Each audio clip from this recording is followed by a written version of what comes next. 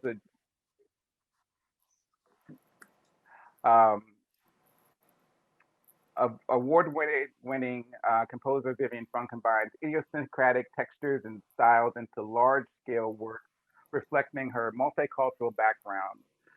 She has recently completed a new flute concerto for the Vancouver Symphony Orchestra and is at work on new pieces for La Trio, um, a Tangram Collective, Lafayette String Quartet, percussionist Katie Rice, and trumpeter Mary Elizabeth Bowden, as well as the new opera with librettist Royce Varrick of the Edmonton Opera, the Wild Rose Opera Project. In July 2020, the CBC Virtual Orchestra gave the online world premiere of Fung's Prayer, led by Yannick Nezet-Siglen.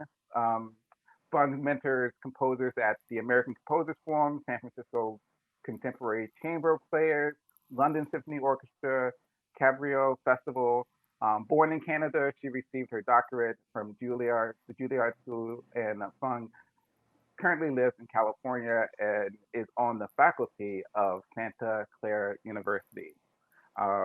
Vivian is also a board member, an outgoing board member, I should say, and we're certainly going to miss her for probably not her contributions, because I'm sure that she'll stay connected to the organization as she is right now. But welcome again, and thank you so much, Vivian, for leading us in this conversation today. Thank you so much, Damien. And I'm so happy that we are doing this. I think it's an important discussion to have. Thank you everybody for joining us. And I see so many familiar faces. This is so wonderful. I encourage you to, since there are a lot of us today, to maybe pose questions in the chat room, as well as any comments that you might have along the way. We have a lot of questions and a lot of ground to cover, and hopefully this will be not the end of our discussion. So hopefully we can continue this discussion after. But I wanted to introduce our panelists today. And I was talking to Damien about the idea of this panel, and we wanted to choose artists that were of different backgrounds and also of different generations and also of different identities. So we are very pleased. I wanted to introduce three panelists who are talented in their own rights and very, emerging, and also, doing a lot of great work in their respective fields. So just starting from the person that I see to my right, which is Nina Shekhar. So Nina Shekhar is a composer, performer, flutist, pianist, and saxophonist. Wow, she does a lot of different things. She's the recipient of the 2021 Rudolf Nussbaum Prize and is recently appointed as composer in residence for the Young Concert Artists. Pursuing her PhD in music composition at Princeton University, she is a first-generation Indian American and lives in Detroit. Thank you, Nina. Then we have Sugar Vendil, who is also a multidisciplinary artist. She's a composer, pianist, dancer, and has two ensembles, Vanity Project and the Nouveau Classical Project. She received an ACF Create commission to collaborate with Boston-based violin and clarinet duo Box Not Found. She is a proud second-generation Filipinx American, and she lives in Brooklyn. Thank you, Sugar. And finally, last but not least, is Pearl Bergad. And Pearl is the executive director of Minneapolis's Chinese Heritage Foundation, where she directs activities designed to promote and preserve Chinese culture, history, and heritage. These activities include the recently premiered opera, Dream of a Red Chamber, that was premiered by San Francisco Opera, and also gonna have a second run this coming season. Prior to taking on this role, she spent 28 years as a research molecular biologist at the University of Minnesota. She lives in the Twin Cities and is a first-generation Chinese American. Thank you, Pearl. So I wanted to launch in and do a deep dive into the term, first of all, Asian American. Such a simple term, but so loaded with a lot of different shades and implications. So maybe I can start with Nina, since you're to my immediate right. What does that mean to you, and where and what do you think you identify with in that term? Yeah, so it's a really complicated term, as you mentioned, and everybody has really mixed feelings about it. There are people who feel like they're included within this term. There are people who feel like they're not included with this term. I think also geographically, Asian American, if you use that term in the UK versus if you use it in the US, it means something really different. I know as an Indian American, um, actually in the UK, Asian American, the first thing it tends to refer to actually is Indian Americans, just because there's a higher Indian population in the UK versus in the US. Um, so for me, it's a really loaded term, but also because I think economically, if you break that down into like many different specific ethnicities within that umbrella, there's really different economic challenges that different communities face. There's really different cultural challenges. There's also, cultures that were at war with each other within that umbrella at some point in history. So for me, it's a really loaded topic. And I'll just say also, and I was just talking to my mom yesterday about that I was doing this panel, and she actually laughed at me. She said, you're an American. What do you know about the Asian American experience? And I think that that's really a big challenge that a lot of us face, where especially people who, are first generation or second generation, or, have been like a descendants of immigrants, we're always fighting this kind of dual identity and not really having a home. So that's kind of how I feel about that term. Mm. Yeah, I mean, it brings a larger issue of Asian versus Asian American, and we can talk about that as well. But Sugar, your thoughts? Yeah, it's really weird. Like, back in the day when I was working at Nordstrom, in San Francisco at the Westfield Shopping Center where you are, one of my coworkers who's Filipino, also I'm Filipino, Filipinx, like she said that we aren't Asian, we're Pacific Islander. And so I was really like, and some people do say that. So, I mean, it's so confusing, and like yeah, we're all just so different. And when sometimes when people hear you're Filipinx, they're like, oh, okay. Like it's different from being like Chinese or, but they're all different. So it's just, yeah, it's just really like a big bucket we all get tossed into because of the continent, right? Which I guess it's not, the problematic part is how the differences aren't acknowledged. I understand there's like genus, species, whatever, like, but I think that's the major issue with that term. Pearl? I was fortunate in that I came over to attend Carleton College. And I had such wonderful friends that I just, what I felt was, I happened to be from Hong Kong, but my friends happened to be from Utah, Pennsylvania, Illinois. So we all had our differences, but that there was, there was a commonality among all of us that we could base our relationships on. And it's really only since I became executive director of the Chinese Heritage Foundation that I thought more about me as a Chinese rather than as just one person in the multicultural world. And I do find out that if I look back at the history of the Chinese in the US, there have been a lot of misunderstandings and mistreatments. I mean, like the U.S. involvement in the opium trade in China. They found the opium trade to be enormously profitable and became really wealthy, and they became pillars of their societies. And basically a lot of the institutions in Boston, like the Massachusetts General, were actually funded by profits from the opium trade. Things like that I realize more and more that there are so many misconceptions about the Chinese. The old ones were, the Chinese are the heathen, the crafty, dishonest, or marginal members of the human race.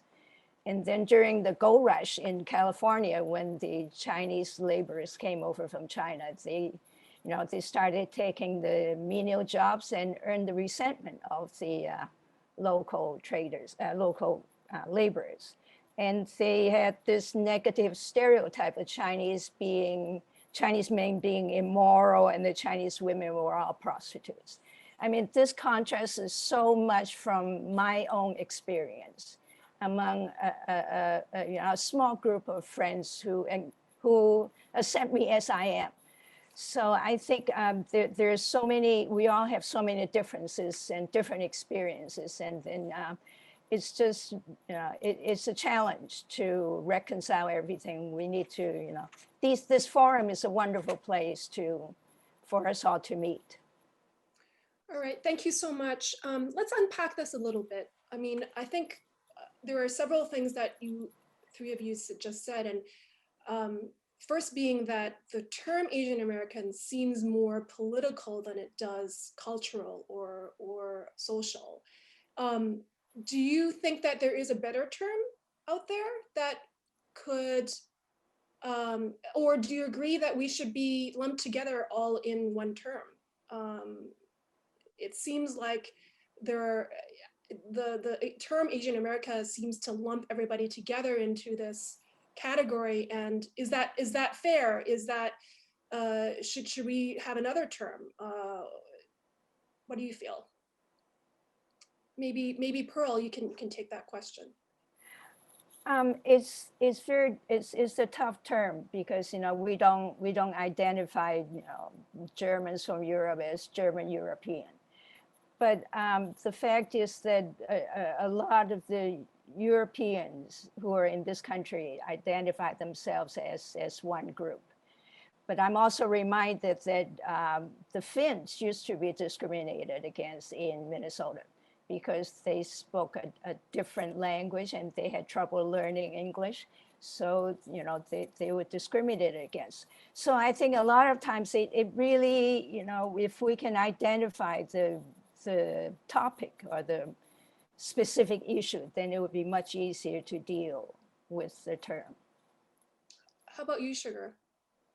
I think, it's like we've gotten put in this group without it wasn't exactly like a willingness, right? We just get lumped in and it is what it is. I don't know if there's like a better term. I also want to note, for the longest time, I didn't really refer to myself as an American. It's not like what my parents told me. I have parents who are from the Philippines, and I also grew up in the Bay Area where you are. And so there's a ton of Asians, and we didn't even think about our Americanness. It's just I'm Filipinx, and so I don't know. It's I don't know if there's anything better, and it's almost unavoidable. It's you can identify yourself however much you want. You're going to get, once someone is ching chong to you on the street, you realize it does not matter. That's how you are seen in this country, So I don't know if there's a better term necessarily. But I mean but the truth of it is fine, you could group us all according to the continent that, where our motherlands are located. But the truth is my roots, my parents are from the Philippines, Nina's are from India, so those are defined in and of themselves, So I don't know if there's a better, larger term. You, Nina, you had talked a little bit about your mother commenting on how you're not Asian. Do you want to talk a little bit, unpack that a little bit as far as Asian versus Asian American? Yeah, there's such nuances, with all of these different identities, even first generation versus second generation, or, immigrant identity versus first generation. And, for me, I very personally, my family, the way that India is set up, there's 27 official languages, even within India, there isn't really a cohesive community.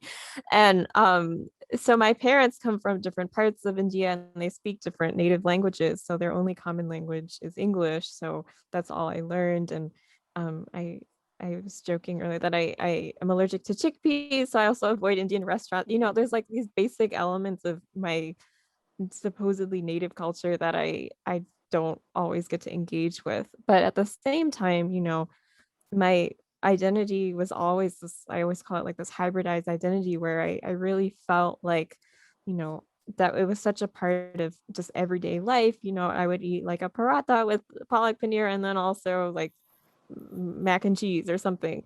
And you know, it was just always so integrated and I didn't really differentiate in my mind between the two unless somebody else told me that I had to differentiate and that this was the time I was supposed to be Indian and this was the time I was supposed to be American. And it's a hard thing because you know, you never really get a grasp on where your home is or who your people are, like what culture you're part of. And I think, and at the same time, I also realized that I have some privileges in a way of being a first generation that my parents didn't have when they were immigrating to this country. It didn't have anything. So I do recognize that also, but it's a tricky thing, this sort of like confusing identity. Yeah, I relate to that a lot.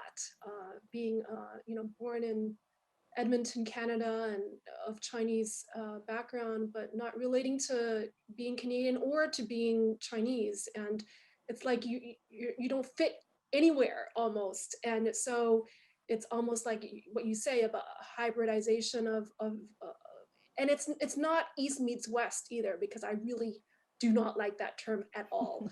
It's its own, you know, its own identity, and I think that we need to come to terms with that, as far as, you know, especially with the second generation and third generation as well. Like my son is, you know, biracial. So how do we categorize him? Is there a categorization? So Vaughn, in our roundtable is asking, brings me to this question: who gets to determine how any group is defined or named? Who gets to determine that?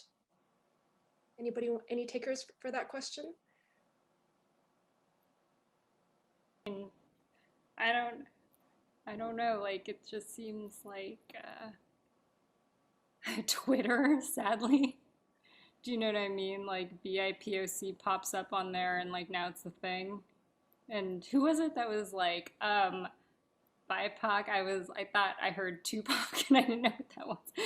Like yeah, like it's just, I guess whoever's really loud there. I mean, to be honest, I mean, I suppose activists, you know, um, like activists in whatever individual groups supposedly, but it's not like everyone's exactly happy with all the terms, right? Like BIPOC, like it's nice and all, but like we're in another bucket, like you know, of like soup that, yeah, I don't know. I'd like to try to say something about it. Um, my name is Margo Simmons. I'm a composer living in Enosburg Falls, Vermont. So that's where I am now. My background is African American and Shawnee Cherokee. And it's been very difficult. It's been a lifelong journey, I guess, to kind of discover myself. And I think that what I've come to in all these years is that we really have to define our own self, our own selves. I think because I was put into all kind of categories, and none of it felt very comfortable. And until I just really did some searching and looking and found my own niche or my own people, that I could say, yeah, this is it. This feels like I fit there. And so I'd like to, I mean, that's the difficulty with lumping things and labeling things things or people, is that one, for the ones who are labeling, never find out really specifically what it means and who these people are or what this thing is. And then the people and the things that get lumped together are never really fully described. So we need to really know more about each other, which takes a lot of work, I know, but this idea of trying to generalize is really problematic. You know. Thank you so much for that, Margo. And I think that you raised a couple of different good points, which is, race and identity are separate things. And, Yes. especially being an artist, I think, coming to terms with yourself as you are, accepting who you are, is a very important part of the process of becoming your own artist and having something to say in the world. So yes, definitely. And then also, getting to know the nuances of all the different versions of being Asian American, I think is very important. The education part of it, self-educating, is very, very important. So I wanted to go on, since we have so much to discuss and so little time. So I wanted to talk about the idea of, what has been happening recently with Asian Americans and anti-Asian hate. And I wanted to ask each of the panelists, Nina, Shekhar, and Pearl, what is it like in your area, Detroit, Brooklyn, and Minneapolis? And also maybe perhaps name one thing that maybe those events have impacted you, either first of all, let's talk about your daily life. How has it impacted you in your daily life? So Nina? Yeah, I think I do feel a little bit different because I'm in this umbrella category as a South Asian. The way that people will characterize me by looking at me is going to be different than how they're going to characterize other kinds of Asian people. And for me, and although there also has been some, especially in the Sikh population, there's been quite a bit of violence, especially towards the Sikh community. But for me, I always feel really conscious of my identity anytime I step outside. I mean, I live in a neighborhood that where a lot of my neighbors are Trump supporters, for I'm just gonna say that. And they'll have signs that say police, like that they support the police. They have all these political signs and really signs that are very charged in terms of what that means to other communities. And for me, that obviously makes me feel unsafe. And I that's been really difficult for me. Before the pandemic, I was living in LA and I was feeling like I had never lived in a place that was so um just there were people that looked like me in LA. There's nobody who really looks like me in the city that I grew up with, which is where I am right now. So that switch over here was kind of a big culture shock almost, even though this is the community that I grew up in. So it was just like this return to a lot of these, even a more charged version of what it was before. And yes, also like after 9/11, it felt like that, after 9/11, that big rise in Islamophobia and even in that group, Indian American, even though my family is Hindu, we get lumped into that too. So yeah, it's been a weird time for sure. Thank you for sharing that. Shekhar? Yeah, I feel a little like safer now, I guess, because people are out and, like, I guess it's just becoming a little more normal, right? But it was definitely scary, when the pandemic broke out. I bought a loudspeaker and mace so I can shame people publicly if they got at me, and then spray them with mace and then kick their asses. Anyway, but none of that, thank goodness none of that happened, because we weren't out much and I walk really fast. But it feels safer. But what's funny is, like, just over my nearly 2 decades of living in New York, like I experienced the most racism I have ever in my life in New York, more so than the Bay Area. I think it's just because you're out, you're walking on the street, right? In the Bay, like, I mean, I didn't live in the city, so you're in a car, and then it got it's funny, it got a little better after Trump was elected. I think people were like, I don't want to associate with that guy.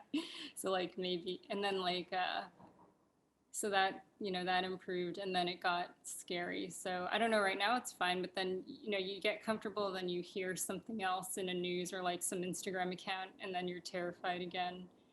um so yeah, like, I don't know what it's like. I think we need to, like, yeah, create more understanding between communities, like, like what we're doing now. And I'm just gonna be completely straight up, like, I see, like, I see what people are saying, like, on social and stuff, and like they're posting all these videos of, like, of all the anti-racist, or sorry, anti-Asian attacks, and like people are like lashing out, like, at the Black community, and it's like, look, it's not just, and then they say all these racist things. Like, we are trying to, like, I mean, as far as like the activist groups are going, like, we're trying to address our, like, anti-Blackness. So sorry, I'm like rambling, but I swear there's like a point. But there, the truth is there is also tension between communities of color, and that's something that no one is straight up talking about because they're too scared. It doesn't fit like the liberal agenda of always blaming white people for everything. It's like you can't just outsource everything to like white supremacy. So anyway, I'm just gonna cut to the chase. Like, one of my goals is to, like, kind of engender more like mutuality and understanding and conversation between, like, the Black and Asian community, like really get to the root of the problem and not just, like, like, lash out at each other.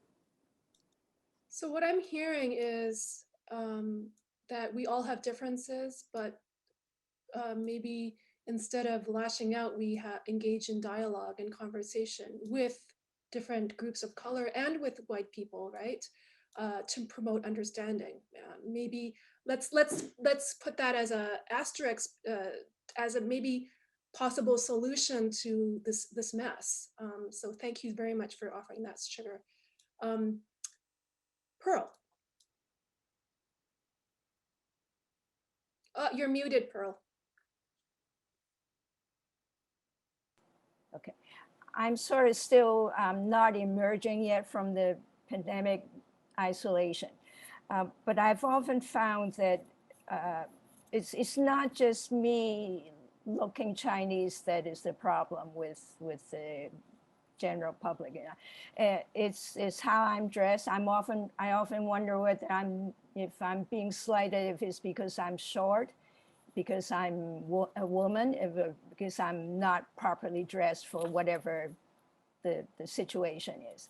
I do try to be careful when I go into the rich suburbs. I always try to dress a little better. It does seem to make a difference. Whatever that means.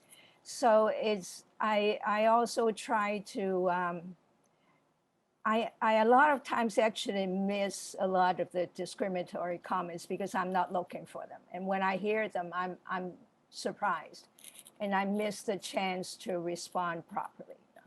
But I think I do agree that it's very important to understand oneself and to feel comfortable in one's skin. And I know it's not always possible, but that always helps. And I usually try to be a little bit positive so that, to put someone at ease rather than, just letting the situation go by. But I do know of some of my friends, and particularly since I'm an older one, there are comments directed at the Chinese, saying, "Why don't you go back to your own country?" Comments like that are very hurtful. But I also try to understand that everybody's on edge, and it's a difficult situation. But I think if we can just create more opportunities for honest discussions is the best way to move forward. Right. So turning to your work, artistic or otherwise, has any of this affected your work at all? And if so, maybe you can share an anecdote or something that relates to that. Well, Vivian, I can jump right back in, and it has to do with what your comments about me. I mean, San Francisco Opera just announced 2 days ago that it is reviving their production of the Chinese, the opera based on a classic Chinese story, Dream of the Red Chamber. It was a project that I started, many years ago. It received its premiere in 2016. But Matthew Schilfott, the general director now, said in his announcement that in this current of anti-Asian climate, he feels strongly that he should bring back a classic Chinese story that was so well received. So I think in some ways, I mean, I lucked out. I happen to have started a project that, right now is given a revival, mainly because, we want to showcase something that is splendid in our culture. And I think everybody responds to that too. Congratulations on that. Thank you. That's really Thank you. quite remarkable. Sugar? When you say this, do you mean like the wave of hate crimes, or just like the being anti-Asian American in general? Whatever the recent events of being an Asian American, has that affected your work? And if so, maybe give us, a story or an idea of how it has.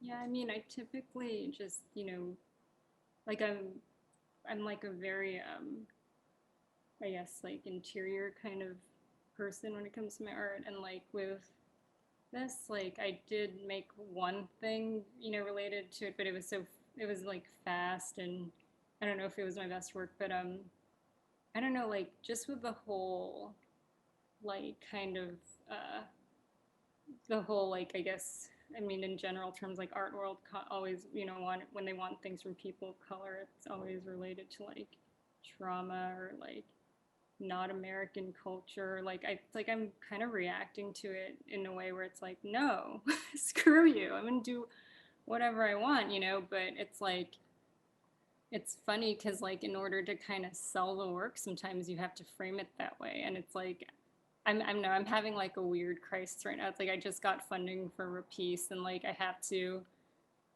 it's really personal. It's a memoir, and it's like, well, I guess I have to describe it as a Filipinx American memoir to make it, it's like, it's not like the substance itself isn't interesting enough, like, or it's like scary to like assume that like I have to always include my race, So it's like, I don't know, it's just like I'm sort of like I did, like even before all this happened, I did make a piece like related to Filipino American identity, and like I love the piece, but after that I'm like, I'm not doing this anymore. I mean, I wanted to do it for that time, and then I just started, I'm an overthinker, and I notice just everywhere around me, I'm like, this is what they want, they like the gatekeepers online, and I'm like, I don't want to have to do that. I am who I am. So I don't know. It's just, it's like, yeah, I'm just having sort of like a combative response to it where yeah, I think you're right. I mean, a lot of times Americans are so hung up on labeling everything that we forget about, looking past that to something deeper. So yes, definitely. Yeah. Nina? Yeah, I relate a lot to what Sugar was just saying.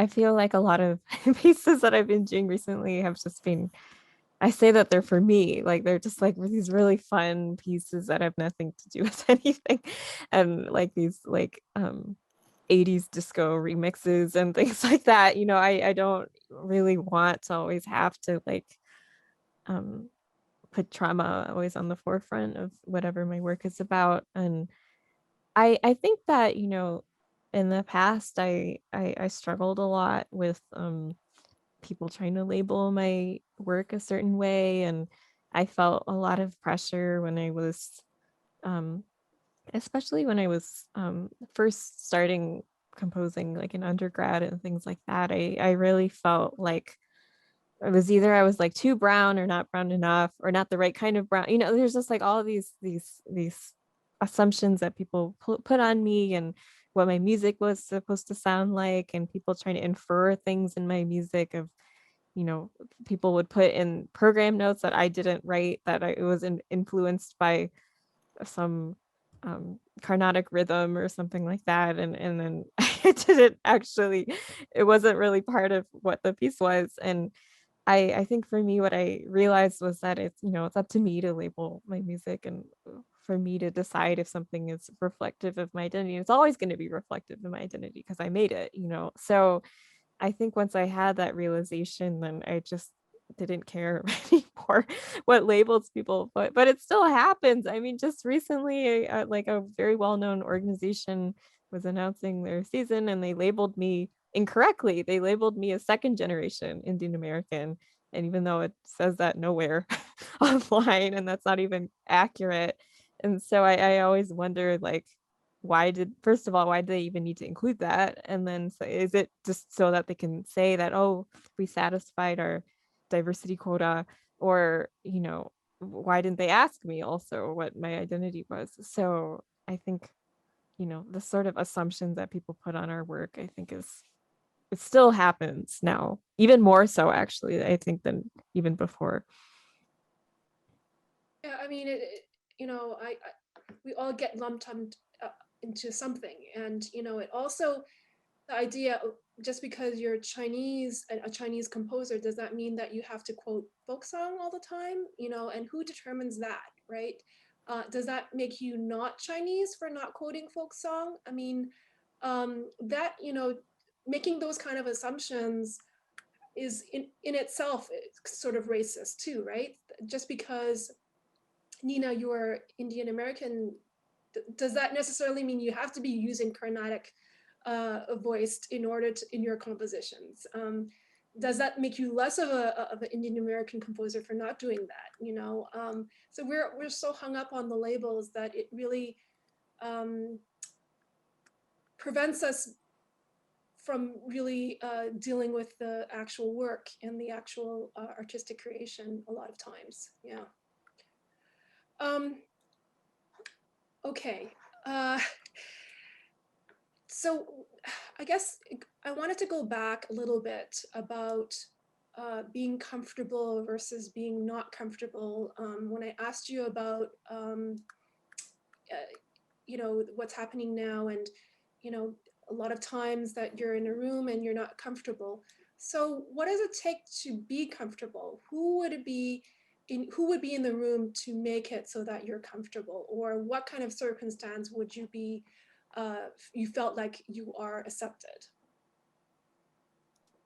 Maybe Nina?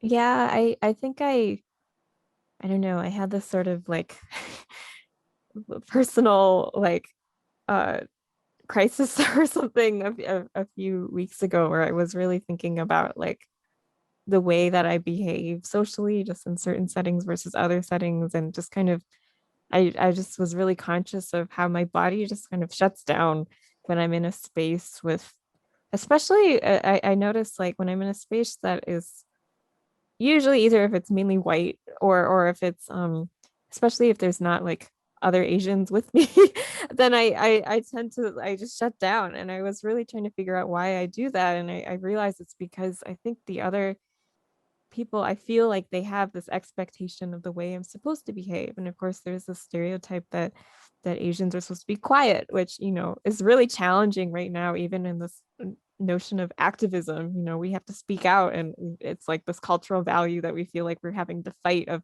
being Asian. In order to be Asian, we have to be less Asian, you know. So I really feel I felt like this expectation always of like, oh, I'm supposed to be quiet, I'm supposed to be not wanting to have fun. I'm supposed to be studying, all these stereotypes that people have. And because of that, I would just like not engage. I would just kind of conform to whatever people expected of me. And I noticed that though when I was in a space with